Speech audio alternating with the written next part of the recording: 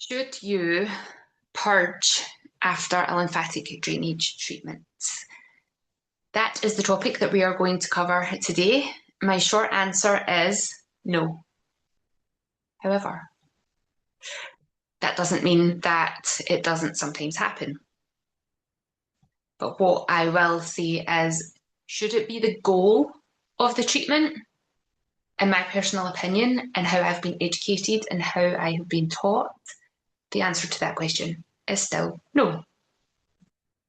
If you do purge after a treatment, a couple of things could have happened. One, there was a lot of stuff, or there was something that really needed to be cleared out, and the treatment has moved on very quickly to get it out your body. The other thing is that the treatment has been too aggressive and it is pushing too much out too quickly. If you are purging, that's an indication that your body is eliminating really, really fast.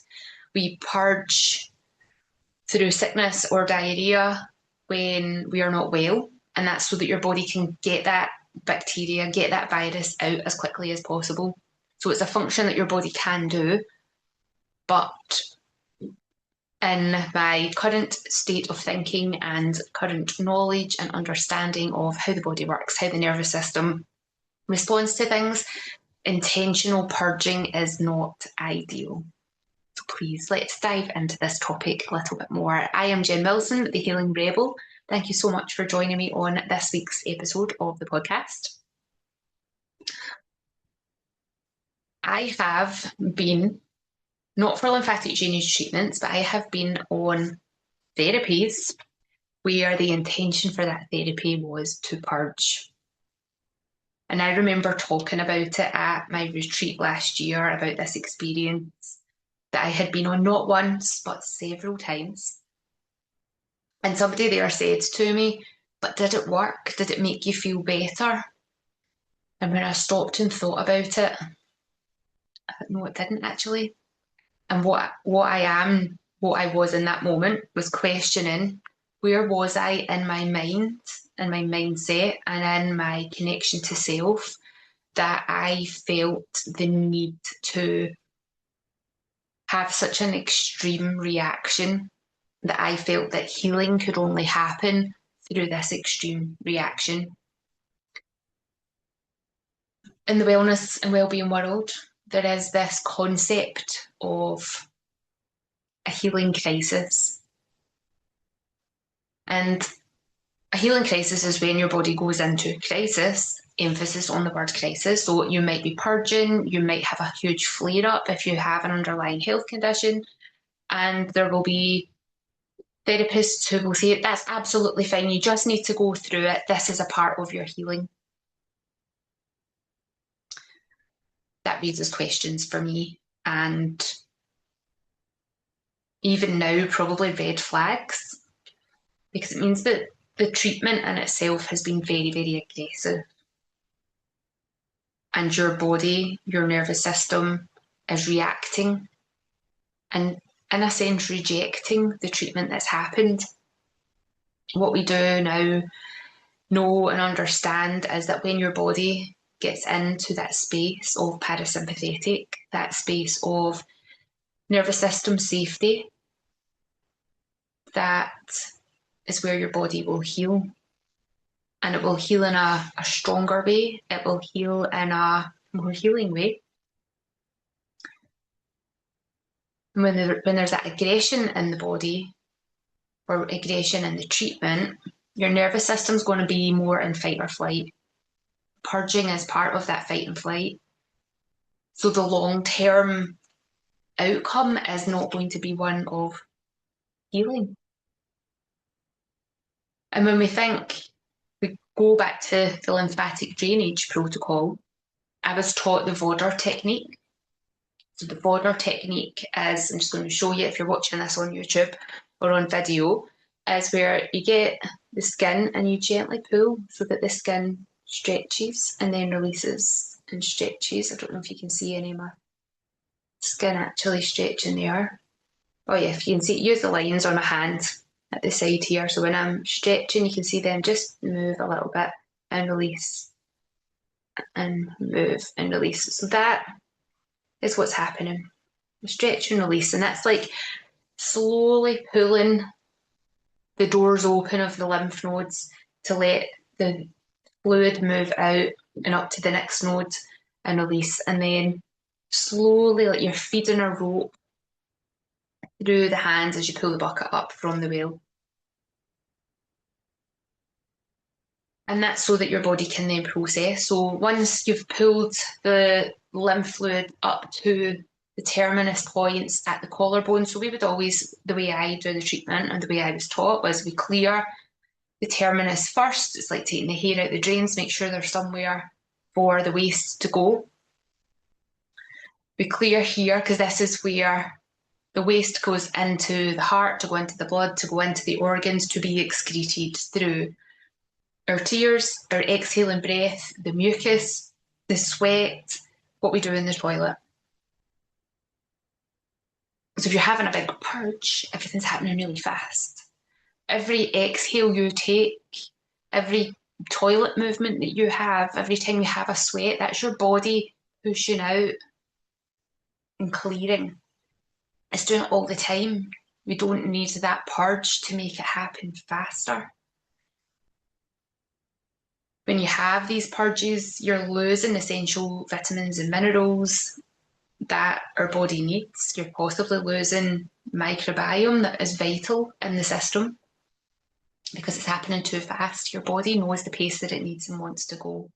And if we want to be in this space of healing, we need to find the ways that make us feel relaxed. There's a lot of before and after shots of people who go for lymphatic drainage treatments, and they go, the first picture you can see the person is lying down, they're a little bit puffy. The next picture you can see the bones, you can see some sculpture, some shape. The puffiness before was fluid, and we know that because it's not there in the second picture, it has moved on. But it's fluid that needs to go somewhere, and that's usually down the toilet. Hopefully you're not bringing it back up after a really heavy treatment. And I know a lot of people get these treatments for aesthetic purposes. The thing is, as soon as you eat or drink something, those fluids are just going to build back up, especially if your system is not working effectively and efficiently. There are people who I have seen ask questions in Facebook groups about lymphatic drainage. Oh, can I go and get this lymphatic drainage before I go on holiday because I want to look good in my bikini?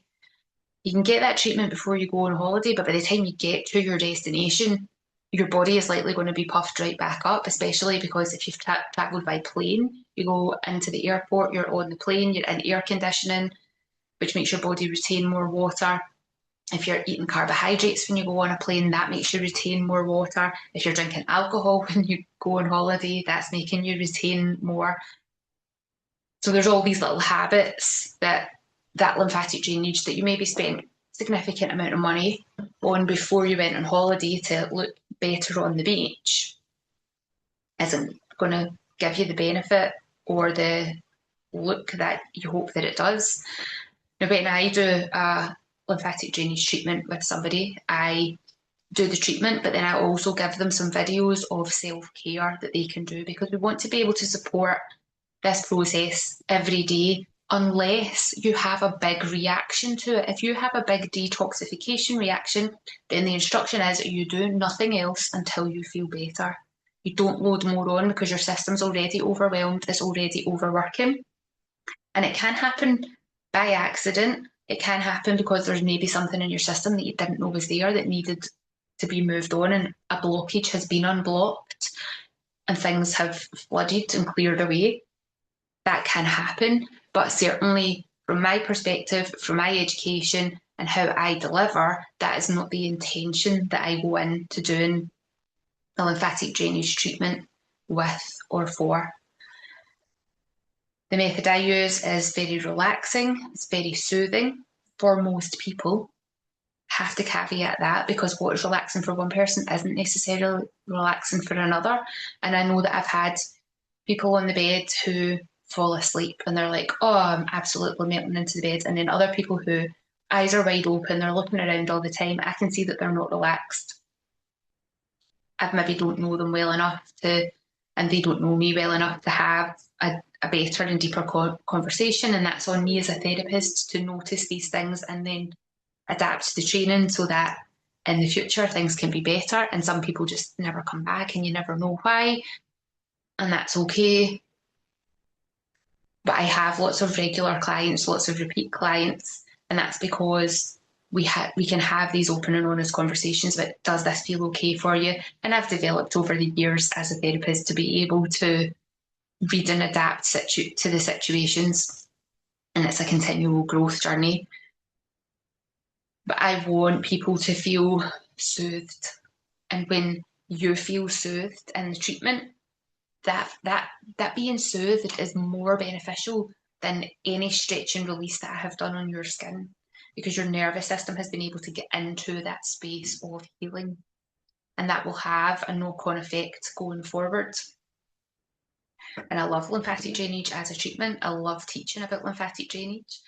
I just feel it's so overlooked in the healthcare system. I've spoken many times on this podcast. I think I've even released part of my course that I have. I also have a free relaxing routine that you can download. The information for that's in the show notes of this episode. And it's a lovely treatment for me to be able to give, but it's really important. It's a really important treatment that you give yourself, and you can do it in as little as 1 minute a day. You can do it while you're in the shower. You can open the main valves to make sure that things are just working efficiently and effectively for you to get the benefit. And it doesn't need to be an expensive treatment. You need to come for a treatment. It's an hour and a half usually, minimum. Lovely if you have the financial resources and the time resources for that, but if you do not have either of those things, then there's lots of information there that is really useful, really beneficial. But I want people, I want you, I want your friends, I want your family to find things that work for you, that allow your body to gently relax, gently release. And it's difficult when we live in this society where it's the magic pill, it's the go hard or go home mindset. Oh, this needs to be really aggressive and really intense for this to work. And in my experience, that's not the case. If you're a regular listener or you've listened to lots of the back episodes and you know a bit about my backstory of living with inflammatory bowel disease and endometriosis, I have done some crazy things in this journey to try and help my body heal. I've done some very aggressive things that haven't helped. And the things that have helped me the most are the things that have been what allows me to feel gentle in my own body, feel safe in my own body. And that's where the healing happens.